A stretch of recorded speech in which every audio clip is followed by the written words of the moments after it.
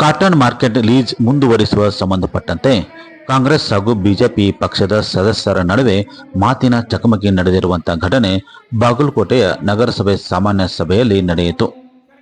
ಅಧ್ಯಕ್ಷೆ ಸವಿತಾ ಲೆಂಕಣ್ಣವರ್ ಅಧ್ಯಕ್ಷತೆಯಲ್ಲಿ ನಡೆದ ಸಾಮಾನ್ಯ ಸಭೆಯಲ್ಲಿ ಕಾಟನ್ ಮಾರ್ಕೆಟ್ ವಿಷಯ ಪ್ರಸ್ತಾಪವಾಗುತ್ತಿದ್ದಂತೆ ಲೀಸ್ ಮುಂದುವರಿಸಲು ಬಿಜೆಪಿ ಸದಸ್ಯರು ಒತ್ತಾಯಿಸಿದರು.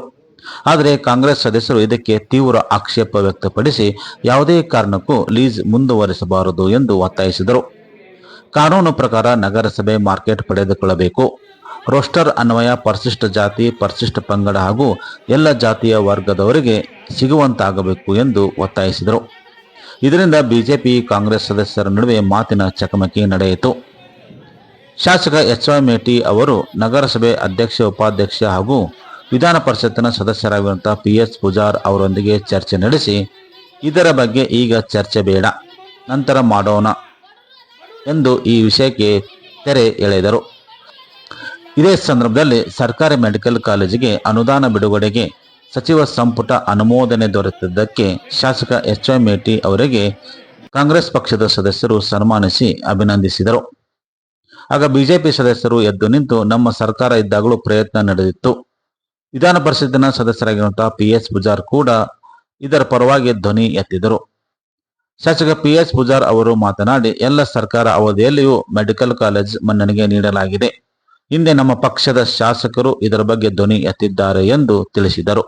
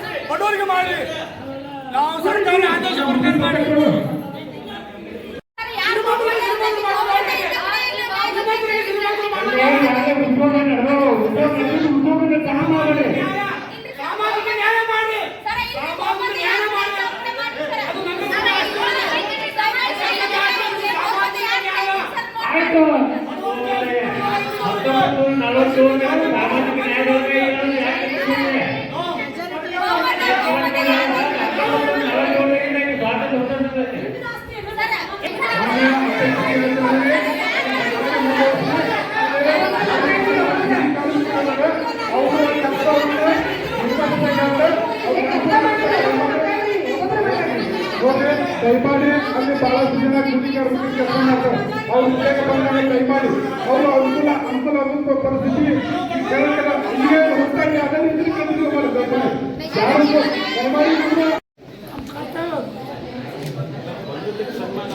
ವಿಜಯ ಅನುದಾನ ಕೊಟ್ಟಂತ ಮಾನ್ಯ ಶಾಸಕರಿಗೆ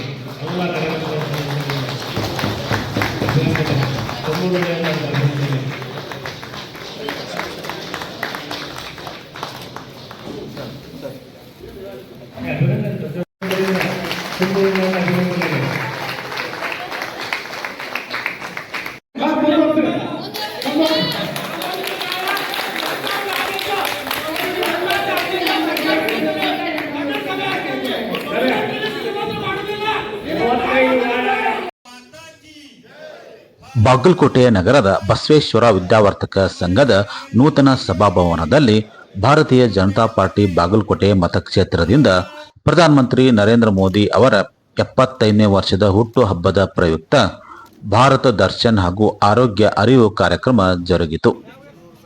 ಸಮಾರಂಭದಲ್ಲಿ ಉಡುಪಿಯ ಪ್ರಕಾಶ್ ಮಲ್ಪೆ ಎಂಬುವರು ಚಾಲನೆ ನೀಡಿದರು. ಈ ಸಂದರ್ಭದಲ್ಲಿ ಮಾತನಾಡಿದ ಅವರು, ಭಾರತೀಯರಾದ ನಾವು ಶಿಕ್ಷಣವನ್ನು ಪಡೆದ ನಂತರ ಮೊದಲ ಹೆಜ್ಜೆ ತಂದೆ ತಾಯಿಯನ್ನು ಖುಷಿಪಡಿಸುವುದೇ ಶಿಕ್ಷಣವಾಗಿದೆ. ರಾಮಾಯಣ ಕಾಲದಲ್ಲಿ ಇಡೀ ಜಗತ್ತಿನ ನದಿ ಪರ್ವತಗಳು ಸಂಸ್ಕೃತ ಹೆಸರಿನಲ್ಲಿ ಕರೆಯಲ್ಪಡುತ್ತಿದ್ದವು. ಸಂಸ್ಕೃತ ಭಾಷೆಯಾಗಿ ಭಾರತದಲ್ಲಿತ್ತು. ಅಂದರೆ ರಾಮಾಯಣ ಕಾಲದಿಂದಲೂ ಭಾರತ ಜಗತ್ತನ್ನು ಸಾಂಸ್ಕೃತಿಕವಾಗಿ ಆಳುತ್ತಾ ಬಂದಿದೆ ಎಂದು ಅವರು ತಿಳಿಸಿದರು.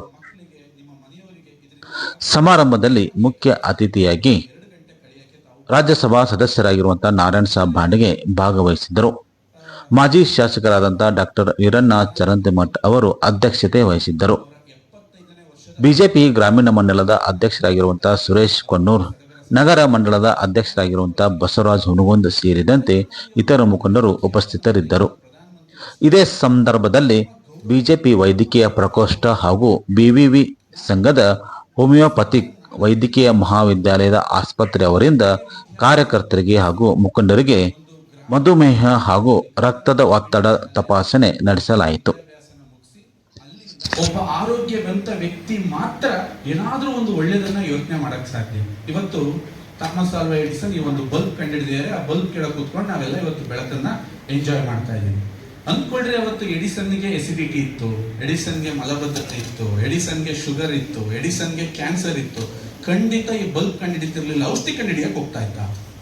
ನನಗೀಗ ಹುಷಾರಿಲ್ಲ ಅಂದ್ರೆ ಇವತ್ತು ಪ್ರಪಂಚದಲ್ಲಿ ನೀವೇನೇನು ವಿಸ್ಮಯಗಳನ್ನ ನೋಡ್ತಾ ಇದ್ದೀರಿ, ಏನೇನು ಅದ್ಭುತ ಸಾಧನೆಗಳನ್ನ ನೋಡ್ತಾ ಇದ್ದೀರಿ, ಏನೇನು ಪವಾಡಗಳು ಅಂತ ನೀವು ಭಾವಿಸ್ತೀರಿ, ಅದೆಲ್ಲದರ ಹಿಂದೆ ಗುಟ್ಟಿರೋದೇ ಒಂದು ಆರೋಗ್ಯವಂತ ಸಮಾಜ.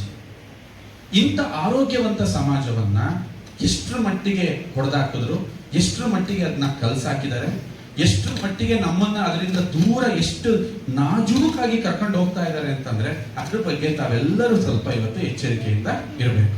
ಇದು ಆರೋಗ್ಯದ ಜೊತೆಗೆ ಲಾಸ್ಟ್ ಅಲ್ಲಿ ಒಂದು 10 ನಿಮಿಷ ವ್ಯಾವಹಾರಿಕ ಜಗತ್ತನ್ನ ನಾನು ನಿಮಗೆ ಪರಿಚಯ ಮಾಡ್ಬಿಟ್ಟು ಹೋಗ್ತೀನಿ. ಏನು ವ್ಯಾವಹಾರಿಕ ಜಗತ್ತು ಅಂದ್ರೆ, ಬ್ರಿಟಿಷರು ನಮ್ಮ ದೇಶನ ಲೂಟಿ ಮಾಡಿದ್ಮೇಲೆ ಎಲ್ಲಾ ದೇಶದವ್ರಿಗೂ ಗೊತ್ತಾಯ್ತು ನಾವಿನ್ನ ರಾಜಾರೋಷವಾಗಿ ಲೂಟಿ ಮಾಡಿದಾಗ ನಮ್ಮ ಮಕ್ಕಳ ಕಾಲಕ್ಕೂ ಕೂಡ ಲೂಟಿಕೋರರು ಅಂತ ಹೇಳ್ತಾರೆ. ಇನ್ನು ಮುಂದೆ ನಾವು ಕಳ್ತನನ ಬಹಳ ಹುಷಾರಾಗಿ ಮಾಡಬೇಕು, ನಯ ನಾಜೂಕಾಗಿ ಮಾಡಬೇಕು. ಆ ಕಳ್ತನ ಯಾರಿಗೂ ಗೊತ್ತಾಗಬಾರ್ದು ಅಂತ ಹೊಸದಾಗಿ ಸ್ಟಾರ್ಟ್ ಮಾಡಿರೋ ಕಳ್ತನನೇ ಈ ಸೋಷಿಯಲ್ ಮೀಡಿಯಾ. ನೀವೇನು ಮೊಬೈಲಲ್ಲಿ ಹಿಡ್ಕೊಂಡು ಮುಳುಗಿದಿರೋದ ತಾಯಂದ್ರ, ವಾಟ್ಸಪ್, ಇನ್ಸ್ಟಾಗ್ರಾಮು, ಅದು ಇದು ಹಾಳ ಮೂಳ. ಇವತ್ತು ನಿಮ್ದು ಅತ್ಯಂತ ಹೆಚ್ಚು ಯಾರ ಜೊತೆ ನಡೆಯುತ್ತೆ ನಿಮ್ಮ ವ್ಯವಹಾರ, ಅತ್ಯಂತ ಹೆಚ್ಚು ಯಾರ ಜೊತೆ ನಾವು ಮುಳುಗಿರ್ತೀರಾ, ನಿಮ್ ಸೋಷಿಯಲ್ ಮೀಡಿಯಾ. ಏನದು? ನಿಮಗೆ ಗೊತ್ತಿಲ್ಲದ ಹಾಗೆ ನಿಮ್ಮನ್ನ ಕದಿಯೋದು ಅಂತ. ಸರ್, ನಾನು ನೋಡಿದ್ರೆ ನನ್ನ ದುಡ್ಡು ಎಲ್ಲಿ ಹೋಗುತ್ತೆ? ನೀನು ನೋಡಕ್ಕೂ ನಿನ್ನ ಸಮಯ ಇರುತ್ತೆ. ಯಾಕೆಂದ್ರೆ ನೀನೊಬ್ಬ ಶಕ್ತಿಶಾಲಿ ವ್ಯಕ್ತಿ. ಒಂದು ಹಳ್ಳಿನಲ್ಲಿ, ಒಂದು ಪುಟಾಣಿ ಹಳ್ಳಿನಲ್ಲಿ ಹುಟ್ಟಿ ಇವತ್ತು 100 ಕೋಟಿಯ ಉದ್ಯಮವನ್ನ ಅಲ್ಲಿ ನಾನು ಸ್ಥಾಪಿಸಿದ್ದೀನಿ. ನಾನೇನಾದ್ರೂ ಮೊಬೈಲು, ಸೋಷಿಯಲ್ ಮೀಡಿಯಾ, ಫೇಸ್ಬುಕ್ ಅಂತ ಹಿಡ್ಕೊಂಡು ಕೂತಿದ್ರೆ ಆ 100 ಕೋಟಿ ಎಲ್ಲೋಯ್ತು? ಅಂದ್ರೆ ನನ್ನ ಈ 10 ವರ್ಷದ ಸಮಯದಲ್ಲಿ ನನಗೆ 100 ಕೋಟಿ ಸಂಪಾದಿಸುವಷ್ಟು ಶಕ್ತಿ ನನ್ನಲ್ಲಿತ್ತು. ಅಂದ್ರೆ ನಿಮ್ಮಲ್ಲೂ ಆ ಶಕ್ತಿ ಇದೆ. ಅದನ್ನ ಕದಿಯಕ್ಕೋಸ್ಕರನೇ ಇವರು ಕೂತ್ಕೊಂಡಿದ್ದಾರೆ ಕಳ್ಳರು, ಒಂದು ವ್ಯವಸ್ಥೆ ಮಾಡ್ಕೊಂಡು.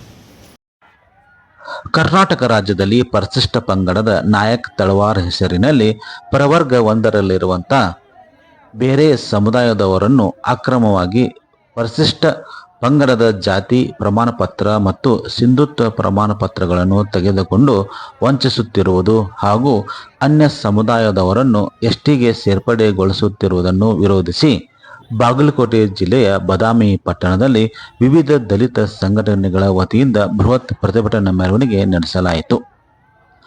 ಬಾದಾಮಿ ಪಟ್ಟಣದ ಪ್ರಮುಖ ರಸ್ತೆಯಲ್ಲಿ ಪ್ರತಿಭಟನೆ ನಡೆಸಿ ಸರ್ಕಾರ ವಿರುದ್ಧ ಘೋಷಣೆ ಹಾಕಿ ಆಕ್ರೋಶ ವ್ಯಕ್ತಪಡಿಸಿದರು.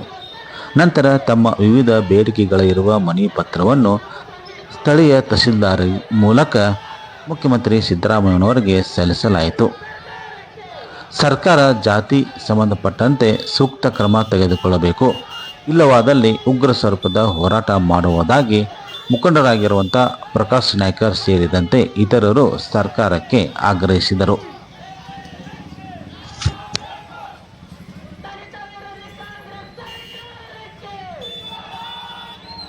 SC STಗಳ ಮೇಲೆ ದೌರ್ಜನ್ಯ ಆಗ್ತಾ ಇದೆ. ಈಗಾಗಲೇ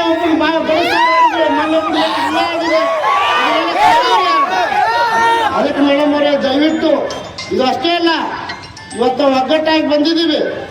ಇಲ್ಲಿವರೆಗೂ ನಾವ್ಯಾರು ಕೂಡ್ಕೊಂಡು ಬಂದಿರಲಿಲ್ಲ. ನಾವೇನೋ ಇನ್ನು ಸರಿ ಹೋಗ್ತಾರೆ, ನಾಳೆ ಸರಿ ಹೋಗ್ತಾರೆ ಅಂತೇಳಿ. ಅದಕ್ಕೆ ಮೇಡಮ್ ಅವರೇ, ಈ ಸರ್ಕಾರ ಆವ ಸರ್ಕಾರವನ್ನು ಬಿಟ್ಬಿಡಿ. ನಾವು ಸೃಷ್ಟಿ ಮಾಡಿದ ರಾಜಕಾರಣಿಗಳವರು, ನಾವು ಅವ್ರನ್ನ ನಂಬಲ್ಲ. ನೀವು ನಮ್ಮ ಸೇವೆಯನ್ನು ಮಾಡಲಿಕ್ಕೆ ಬಂದಿರ್ತಕ್ಕಂಥವ್ರು. ದಯವಿಟ್ಟು ವಾಲ್ಮೀಕಿ ಜಯಂತಿಯ ಪೂರ್ವ ಸಭೆ ನಾವು ಕರೆದಿದ್ದೀರಿ. ನೀವು ಸಮಾಜ ಕಲ್ಯಾಣ ಇಲಾಖೆಯ ಡೈರಿಯಲ್ಲಿ ನೋಡ್ರಿ, ವರ್ಷಕ್ಕೊಮ್ಮೆ SC ST ಮಂದಿ ಸಭೆ ಕರಿತೀರಿ. ಜಯಂತಿ ಇದ್ದಾಗ ಅಷ್ಟೇ ಸಭೆ ಕರಿತೀರಿ. ನಮ್ಮ ನೋವನ್ನ ಯಾವ ಇಲಾಖೆ ಯಾರಿಗೆ ಕೇಳ್ಕೊಳ್ಳೋದು? ಅದಕ್ಕೆ ದಯವಿಟ್ಟು ನೀವು ಇನ್ನೊಂದು ಸಾರಿ ನನ್ನ ದಲಿತ ಸಮುದಾಯದವರು ಯಾವುದೇ ಹೋರಾಟಗಾರರು ಮನೆ ಕೊಡಕ್ಕೆ ಬಂದಾಗ ದಯವಿಟ್ಟು ತಾವೇ ಕೂತು ಬಂದು ನಮ್ದು ಆಲಿಸ್ಬೇಕಂತ ತಮ್ಮಲ್ಲಿ ಮನವಿ ಮಾಡಿಕೊಂಡು ಮತ್ತೊಮ್ಮೆ ಬಾಗಲಕೋಟೆಯ ವಿದ್ಯಾಗಿರಿಯಲ್ಲಿರುವಂತಹ ವಾಗ್ದೇವಿ ವಿದ್ಯಾರ್ಥಿನಿಯರ ವಸತಿ ನಿಲಯದಲ್ಲಿ ವಿದ್ಯಾರ್ಥಿನಿ ಓರ್ವಳು ಆತ್ಮಹತ್ಯೆ ಮಾಡಿಕೊಂಡಿರುವಂತಹ ಘಟನೆ ನಡೆದಿದೆ. ಬೆಳಗಿ ತಾಲೂಕಿನ ಸುನಗ ತಾಂಡದ ನಿವಾಸಿ ಆಗಿದ್ದ ಸೀಮಾ ರಾಠೋಡ್ ಎಂಬುವ 17 ವರ್ಷದ ವಿದ್ಯಾರ್ಥಿನಿ ವಸತಿ ನಿಲಯದಲ್ಲಿ ನೇಣು ಬಿಗಿದು ಆತ್ಮಹತ್ಯೆ ಮಾಡಿಕೊಂಡಿದ್ದಾಳೆ. ಪಿಯುಸಿ ಪ್ರಥಮ ವಿಜ್ಞಾನದಲ್ಲಿ ಅಧ್ಯಯನ ಮಾಡುತ್ತಿದ್ದ ವಿದ್ಯಾರ್ಥಿನಿ ಮನನೊಂದು ಕೊಠಡಿಯಲ್ಲಿ ಆತ್ಮಹತ್ಯೆ ಮಾಡಿಕೊಂಡಿದ್ದಾಳೆ. ಆದರೆ ಪಾಲಕರು ಇದು ಆತ್ಮಹತ್ಯೆ ಅಲ್ಲ, ಕೊಲೆ ಎಂದು ಆರೋಪಿಸಿದ್ದಾರೆ. ಕಳೆದ ದಿನ ಅಷ್ಟೇ ಊರಿನಿಂದ ವಾಪಸ್ಸು ಬಂದಿರುವ ವಿದ್ಯಾರ್ಥಿನಿ ಹಾಸ್ಟೆಲ್ದಲ್ಲೇ ಇರುವುದಾಗಿ ಹೇಳಿ ಬಂದಿದ್ದಾಳೆ. ನಿಮ್ಮ ಮಗಳಿಗೆ ಪೀಡ್ಸ್ ಬಂದಿದೆ ಎಂದು ಮಾಹಿತಿ ನೀಡಿ ಕರೆಸಿದ್ದಾರೆ. ವಾರ್ಡನ್ ಹಾಗೂ ಕಾಲೇಜ್ ಪ್ರಿನ್ಸಿಪಾಲ್ ವಿರುದ್ಧ ಪಾಲಕರು ಆರೋಪ ಮಾಡಿದ್ದಾರೆ. ಈ ಬಗ್ಗೆ ನವನಗರ ಪೊಲೀಸ್ ಠಾಣೆಯಲ್ಲಿ ದೂರು ದಾಖಲಾಗಿದ್ದು ಪೊಲೀಸರು ತನಿಖೆ ನಡೆಸುತ್ತಿದ್ದಾರೆ.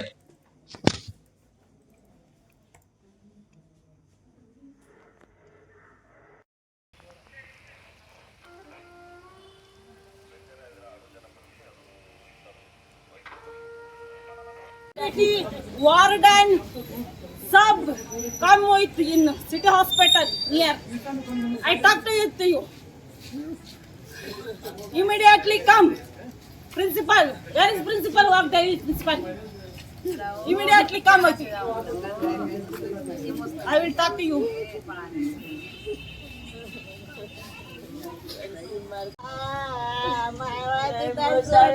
बेटा